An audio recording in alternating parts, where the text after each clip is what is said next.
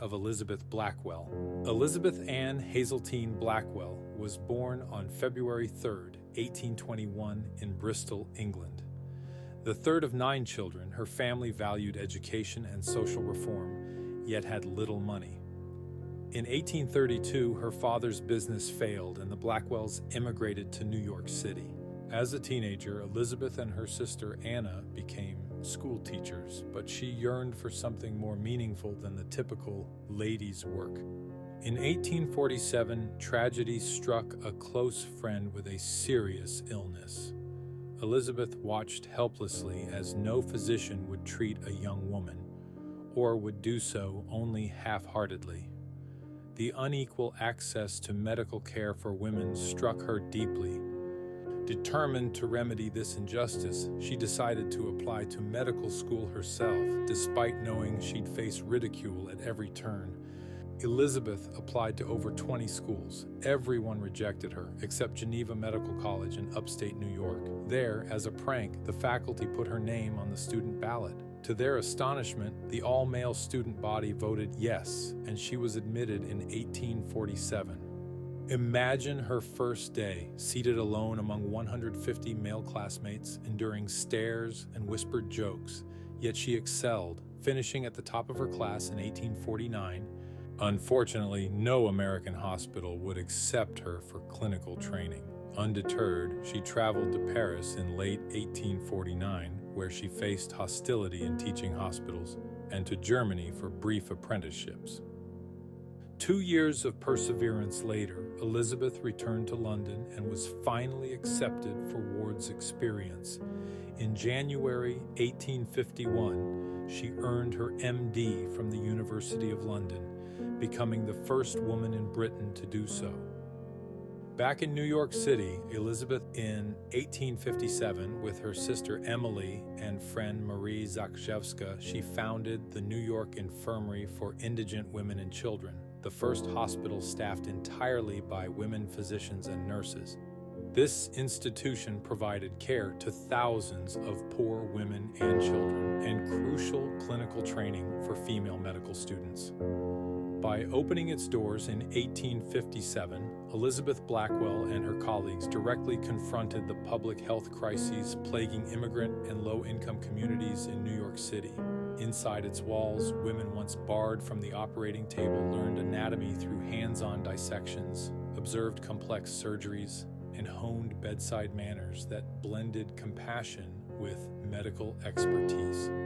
The infirmary also pioneered outreach programs. Mobile clinics and home visits extended care to tenements in Manhattan's Lower East Side, while educational workshops taught hygiene and disease prevention. Over the next decade, the infirmary's graduates would staff hospitals across the nation, challenging entrenched gender norms and proving that women could excel in every facet of medicine. Elizabeth didn't stop at practice. She wrote influential books. Medicine as a Profession for Women in 1864 argued urgently for women's entry into medicine, dismantling the myth that female minds or bodies were unfit for science. Her compelling prose combined personal anecdotes with rigorous evidence, calling for institutional reform. Beyond the page, she embarked on lecture tours across the United States and Europe, addressing packed halls that included skeptical male physicians and eager female students. Time and again, she faced heckling and dismissive questions, yet delivered her arguments with calm authority, weaving together medical knowledge, social justice, and moral conviction. In private correspondence and at her clinic, she mentored dozens of young women, reviewing case notes late into the night, guiding them through surgical techniques, and helping them navigate the prejudices of faculty and peers. Her protégés went on to found women's medical colleges, open hospitals, and publish their own research, carrying forward Blackwell's vision of a more inclusive medical profession. Elizabeth's influence extended far beyond her own practice doors. She tirelessly lobbied universities and philanthropists, advocating for dedicated women's medical colleges. In 1870, her efforts helped establish the Women's Medical College of Philadelphia, the first U.S. institution to grant women MD degrees.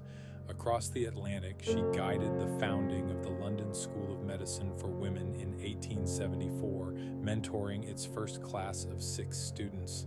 Through speeches, personal letters, and her growing network of alumni, Blackwell inspired similar colleges in Edinburgh, Dublin, and Toronto. These schools not only admitted women, but staffed their faculties with female professors, creating professional communities that supported each other's research and clinical work. By championing formal education, Blackwell seeded an international movement, ensuring that women would have permanent, respected places in the medical profession. Retiring in 1877, she moved to England and continued social reform, founding schools for girls, campaigning for sanitation, and advising on public health. Queen Victoria even awarded her the Royal Red Cross in 1875 for her nursing work during the Franco-Prussian War. By the time of her death on May 31, 1910, Elizabeth Blackwell had not only practiced medicine for over 2 decades, but reshaped the medical profession itself. Her final years were marked by both reflection and relentless advocacy. Though largely retired from clinical work, she remained active in public health and education, advising government commissions on sanitation, nutrition, and women's health. She published essays on the importance of preventive medicine and campaigned for school-based health programs long before they became standard practice. Blackwell's correspondence from this period reveals a woman still driven by purpose. She mentored international students, encouraged pioneering research into tuberculosis and typhoid, and supported burgeoning nursing schools. She collaborated with Florence Nightingale's followers to professionalize nursing curricula, arguing that well-trained nurses were the backbone of effective care. Even her home in Hastings, England, became a hub for visiting physicians, social reformers, and young women seeking her counsel. Her influence echoed through the hundreds of women she inspired to enter medicine. Former students wrote to her describing their own clinics for the underserved, their academic appointments, and their public lectures on hygiene and women's welfare. Hospitals in Canada, Australia, and South Africa opened women's wards under the leadership of Blackwell protege. When news of her passing spread, obituaries worldwide celebrated the gentle warrior who broke every barrier with intellect and compassion. Memorial lectureships were established in her name at the University of London and the Women's Medical College of Pennsylvania, ensuring that each new generation of medical students, and particularly women, would hear her story and feel emboldened to follow in her footsteps. In death, as in life, Elizabeth Blackwell's legacy was not confined to her own achievements, but lived on through the countless doors she opened for those who came after her. By 2025, women not only make up over 50% of incoming medical students in the United States, but also occupy leadership roles across every specialty, from cardiology to neurosurgery, from family medicine to oncology. This seismic shift traces its lineage back to Elizabeth Blackwell's singular act of defiance in 1847. Every time a female medical student steps onto campus, she does so in a landscape Elizabeth helped carve, one in which gender is no longer a barrier but a source of strength and diversity in patient care. Her name graces dozens of institutions worldwide. The Blackwell Lecture Series at the University of London continues to draw world-renowned speakers on women's health and medical education. The Elizabeth Blackwell Center for Health and Healing in New York offers integrated primary care and mental health services with an emphasis on underserved populations. And the annual Blackwell Award, presented by the American Medical Women's Association, honors physicians who break new ground in research, policy, or advocacy for women's health. Beyond buildings and plaques, Blackwell's legacy lives on in the very ethos of modern medicine. Curricula now include mandatory training in cultural competency and gender-sensitive care, principles she championed in her writings.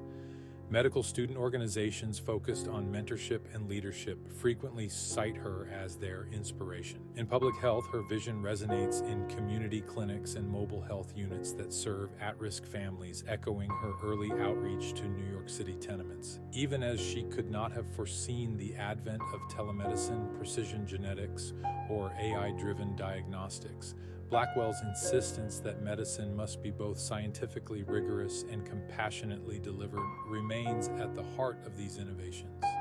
Today's female physicians, whether pioneering robotic surgery, leading global health initiatives, or spearheading breakthroughs in cancer immunotherapy, stand on the threshold of new frontiers, propelled by the open doors Elizabeth Blackwell first pried ajar.